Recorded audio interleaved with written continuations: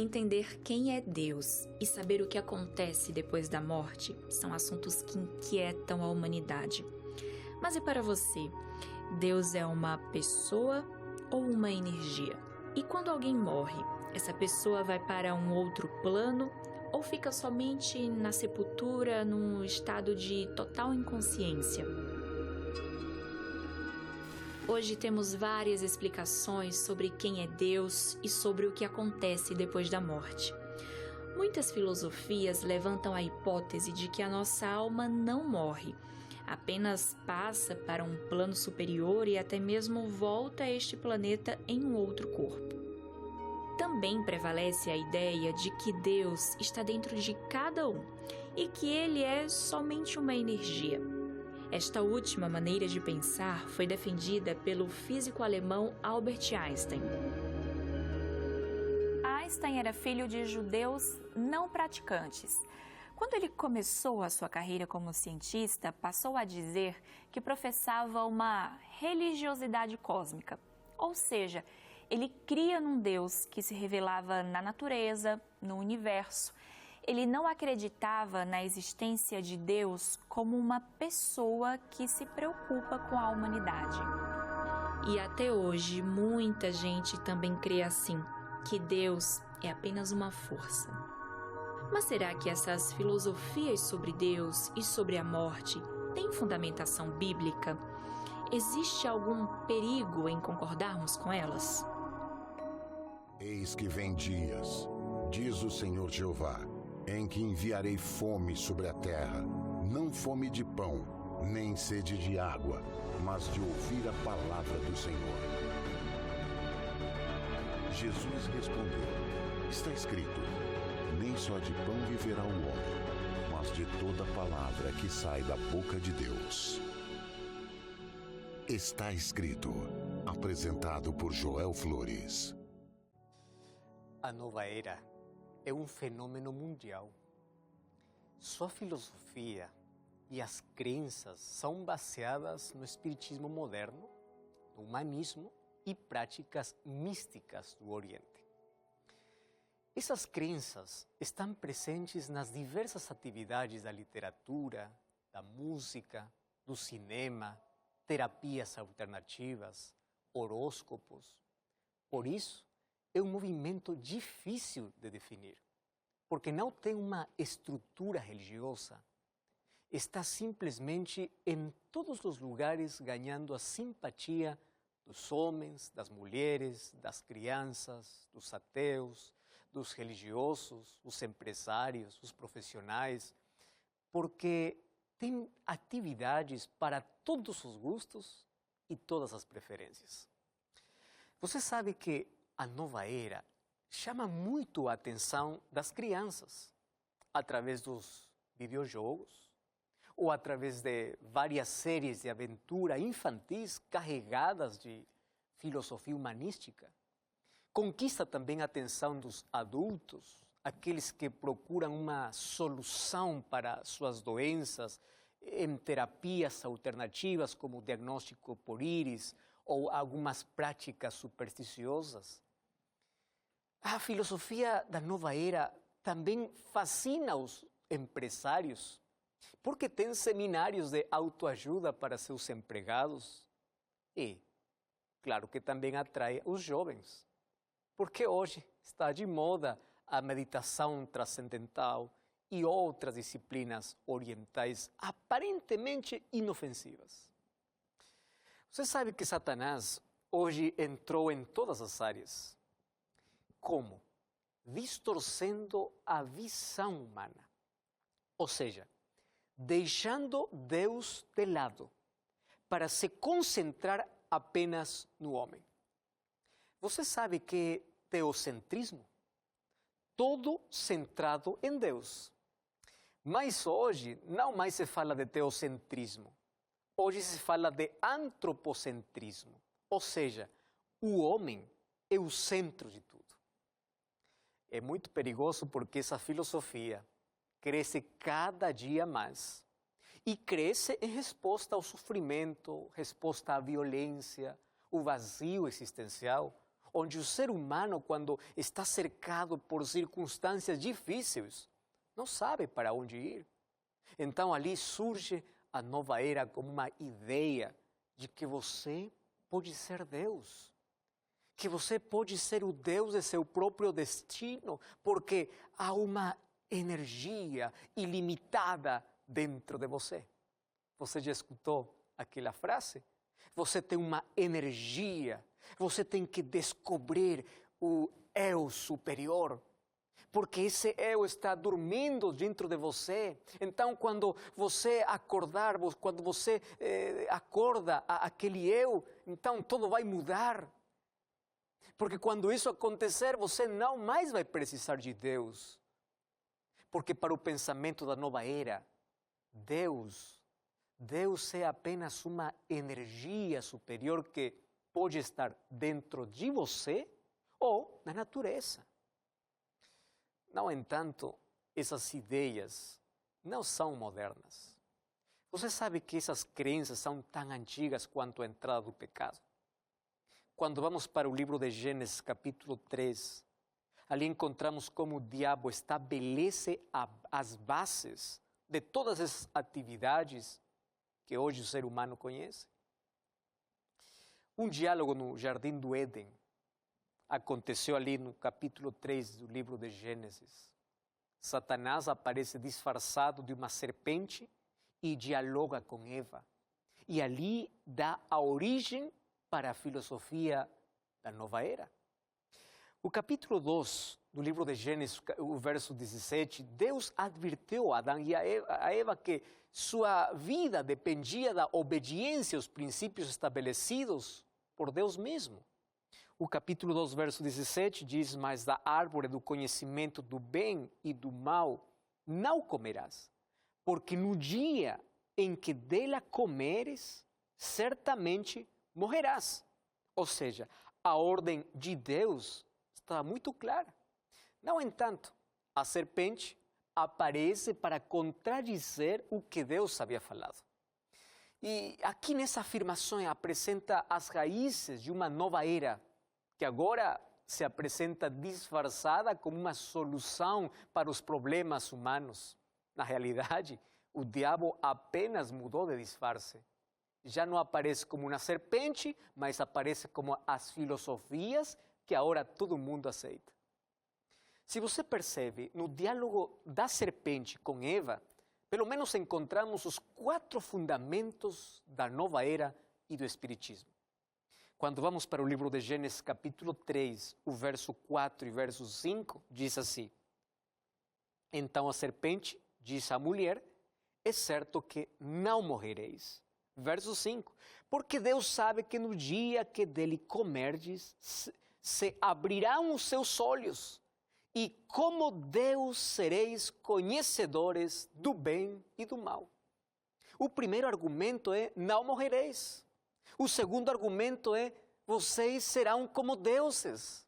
O terceiro argumento é: se vocês comerem do fruto da árvore, seus olhos se abrirão.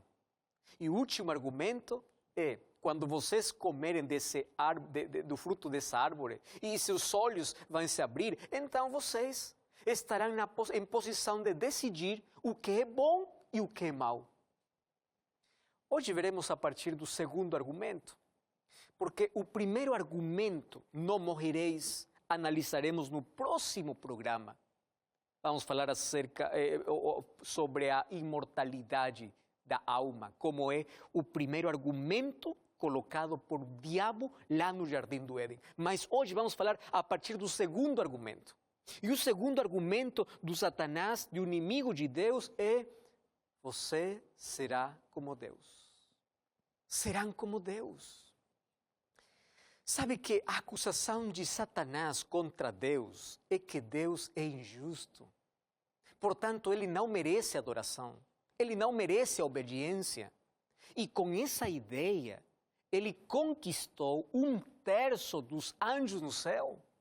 A ideia fundamental que apresentou o Satanás foi: eu posso ser Deus. Eu posso ser livre de todas as imposições divinas. Então, a tese, o argumento de Lúcifer era: eu não preciso de Deus, porque eu posso ser Deus. É assim como começou a rebelião lá no céu. Quando vamos para o livro de Isaías, capítulo 14, o verso 12, ao verso 14, diz assim: como caíste desde o céu, ó Lucifer, filho da alva. Olha, como fosse cortado por terra, tu que debilitavas as nações. E tu dizias no teu coração: eu subirei o céu, acima das estrelas de Deus, ali exaltarei o meu trono. Subirei sobre as alturas das nuvens e serei semelhante ao Altíssimo. Esse era o pensamento do diabo. Eu não preciso de Deus porque eu posso ser Deus.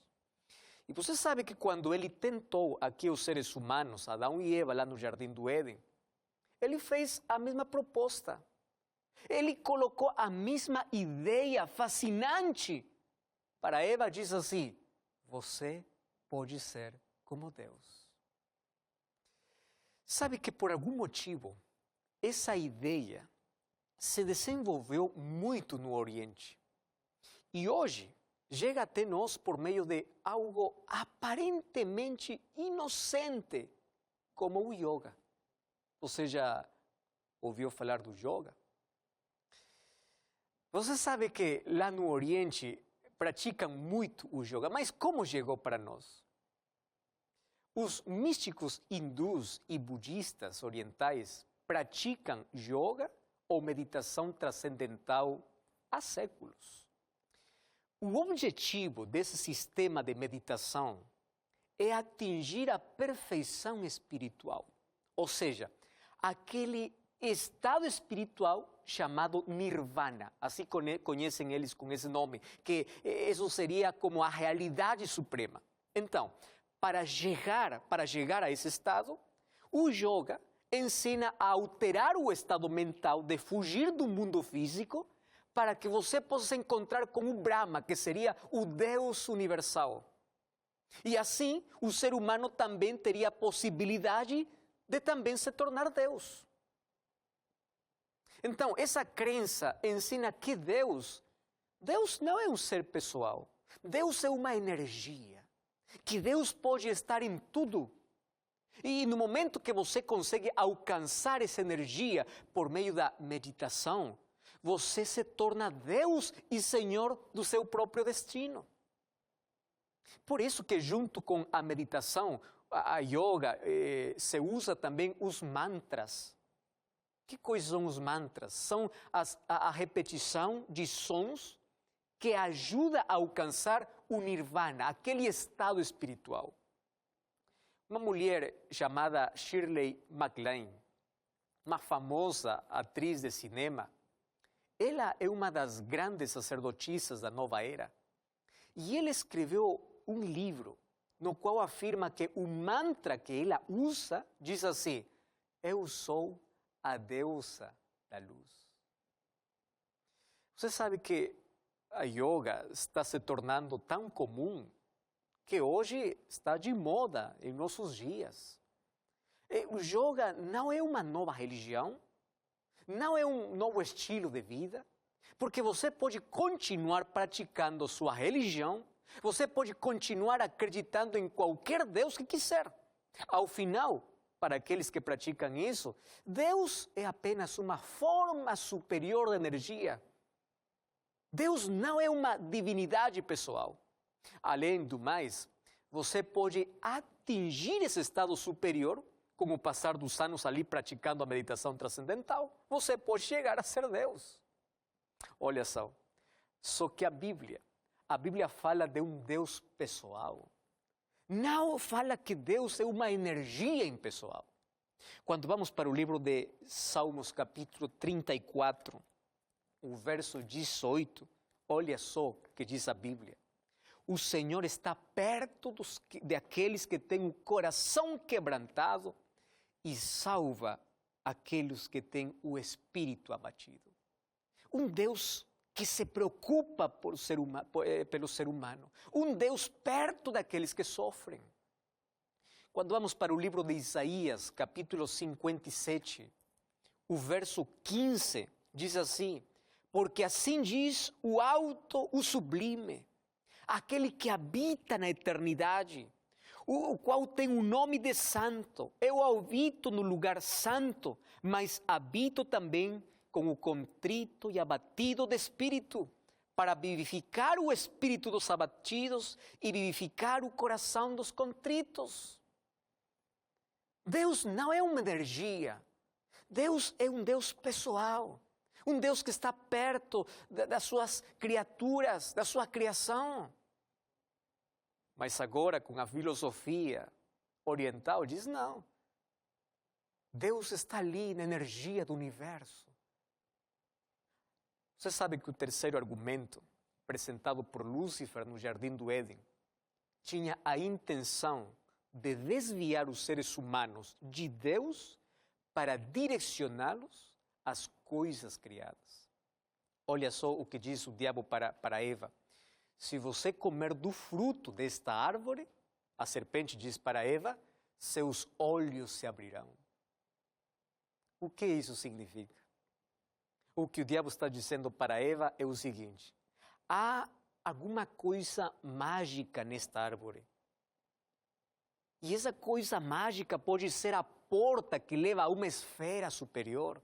Essa pode ser a chave do seu desenvolvimento, porque seus olhos vão se abrir.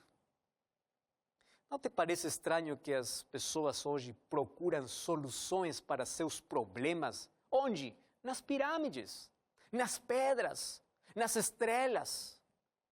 Porque essa doutrina defende a ideia que tanto os animais, as plantas, os objetos, as estrelas, os planetas, tanto o cosmos, tudo o que existe, nós fazemos parte de uma unidade absoluta chamada consciência universal ou energia universal. Então, dentro desse conceito, o bem-estar do ser humano consiste em se integrar com essa energia. Por isso que as pessoas dizem assim: eu percebo que você tem uma energia diferente. Vamos procurar mais energia. Vamos procurar nosso destino no horóscopo. Vamos ver o que dizem as estrelas. É muito triste como o diabo colocou essa ideia na mente dos seres humanos. Então, o ser humano já não olha para Deus, olha para as estrelas, olha para a criação, olha para outras coisas e não para Deus. E o quarto argumento apresentado pela serpente foi que quando os olhos de Eva fossem abertos, ela estaria em posição de decidir o que é bom e o que é mau. Eu acho que esta é uma das principais razões pelas quais a nova era é tão fascinante. Porque dá à pessoa uma sensação de autocontrole, de poder. Promete um desenvolvimento espiritual ao descobrir o superior, para que a pessoa também se torne seu próprio Deus. Mas nessa situação, ninguém tem direito de impor quaisquer normas morais para você. Por quê? Porque você vai decidir que coisa é bom e que coisa é mal. Olha o perigoso que é essa filosofia. Você vai decidir as coisas certas a fazer. Você decide o que é moral e o que é imoral. Você mesmo determina o que é certo e o que é errado. Por isso que as pessoas preferem seguir seus próprios sentimentos. Por isso que hoje o relativismo, que significa isso? O que para você é bom, para mim não é bom. Cada um tem sua própria verdade. Essa é a maior mentira do diabo. Você pode estar certo ou errado de acordo com o que você pensa, porque o ser humano afastou seus olhos dos princípios estabelecidos pela palavra de Deus. O ser humano agora está indo tras seus próprios gostos, suas próprias preferências, afastando-se do que é certo ou errado. Por quê? Porque o ser humano não quer mais o que Deus tem para a sua vida. Por quê? Porque o ser humano acredita que ele mesmo é seu próprio Deus. Agora, não é extraordinário do ponto de vista humano? É claro. Mas a Bíblia afirma que não cabe ao homem determinar o que é imoral, o que não é. O livro de Deuteronômio, capítulo 30, verso 19, verso 20, diz assim: os céus e a terra tomo hoje por testemunhas contra vós, de que eu tenho proposto a vida e a morte, a bênção e a maldição. Escolhe, pois, a vida para que vivas tu e a tua descendência, amando ao Senhor teu Deus e dando ouvido à sua voz, porque Ele é vida. Ou seja, é Deus quem determina o que é correto e aquilo que não é. O ser humano é livre para escolher, mas não tem o direito de determinar o que é moral e o que não é moral. Porque isso é prerrogativa exclusiva de Deus. Mas agora os seres humanos dizem, não importa mais a Bíblia. O que importa mais são meus sentimentos, meus argumentos, minhas preferências. Sabe que a nova era tem inúmeras doutrinas e atividades. A primeira delas é, não há diferença entre o Criador e a criação. Tudo é uma coisa. Deus é tudo e está em tudo. É apenas uma força, é apenas uma energia. Por isso, todos os seres humanos podem se tornar deuses. Que mentira! A nova era ensina que o pecado não tem implicações morais. É apenas uma desordem que aparece em nossa condição divina. Outra proposta da nova era é que todas as religiões, todas as filosofias são boas. Por quê? A partir do momento em que você determina o que é correto e aquilo que não é. Então, não importa a religião, não importa o que você pratica, não importa a Bíblia, não importa o que Deus quer, não importa, porque você decide que coisa é bom e que coisa não é. Agora, eu quero mostrar para você as diferenças entre o que a Bíblia ensina e o que a nova era ensina. Número 1, a Bíblia ensina que Deus é uma pessoa divina, que Deus é o Criador de tudo que existe. O livro de Gênesis, capítulo 1, fala desse Deus Criador. Entanto, a nova era ensina que Deus é apenas uma energia vital e está em todas as coisas. Você sabe o que a Bíblia ensina? A Bíblia ensina que o homem foi criado à imagem de Deus. Gênesis capítulo 1, verso 26. E agora tem uma natureza pecaminosa como consequência da sua desobediência. Mas a nova era ensina que o homem é uma partícula de Deus e por meio da meditação pode se tornar Deus de novo. A Bíblia ensina que pecado é rebelião contra Deus. O livro de Salmos, capítulo 5, verso 10. Mas a nova era ensina que o pecado é apenas uma desarmonia interior. A Bíblia diz que quando os seres humanos morrem, tudo termina. O livro de Eclesiastes, capítulo 9, versos 5 e 6, diz que acaba tudo até o dia da ressurreição. Mas a nova era ensina que a morte é apenas um passo para a perfeição, porque você pode se reencarnar, você pode agora entrar em uma esfera superior. Mentira do diabo. A Bíblia nos ensina que a salvação nos liberta da culpa moral. Mas a nova era nos ensina que a salvação nos liberta da desarmonia por meio do esforço humano. Por isso que a Bíblia fala sobre um convite. Faz o livro de Apocalipse, capítulo 14, verso 7. Um anjo clama a grande voz, diz, capítulo 14, verso 7. Teme a Deus e dai-lhe glória. Você se dá conta? O anjo reclama glória apenas para Deus, para mais ninguém. E isso faz uma diferença clara entre o Criador e a criação.